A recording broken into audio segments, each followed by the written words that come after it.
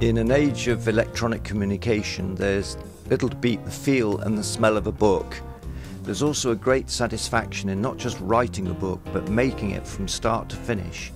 And this film gives a brief insight into the craft of bookbinding and how I put together my books so that before you judge the price, you have an understanding of what goes into an individually made book that is entirely different to the kind of book you'll pick up for Walmart or Tesco prices.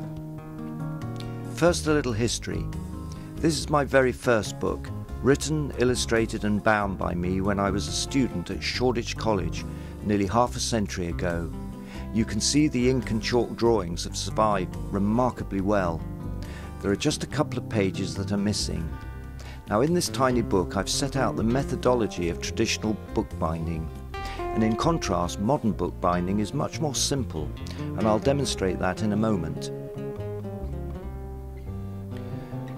My second book was my college thesis on bridge construction in Britain, and I used an Adler portable typewriter with just one finger and Letraset dry transfers for the titles, which was hugely time consuming before the days of computer printing. My, how we take all this for granted now.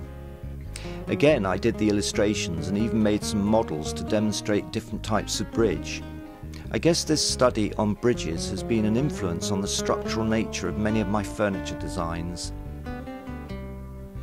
I've had a few woodworking books published and have done both photography and illustrations. Incidentally, my illustration style is influenced strongly by the great Charles Hayward, who wrote a series of classic woodworking books in the 50s and 60s.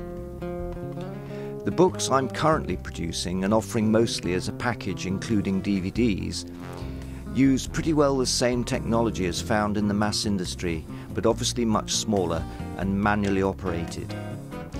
As colour laser printing is very expensive, I use mostly black and white and insert by hand a few colour pages, keeping the printing to two separate duplex copiers.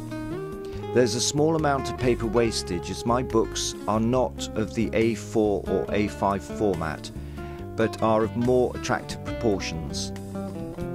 The covers are banner printed and then laminated with a gloss protected film, and then creased in a simple jig which puts the spine bends in the right place.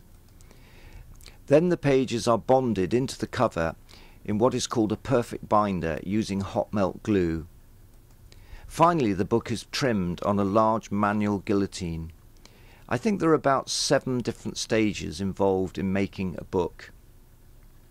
I'm currently exploring simple methods and jigs to create hardback covers, which will just give that extra feel of permanence, in the hope that the knowledge I'm sharing in my books will be used and eventually handed down.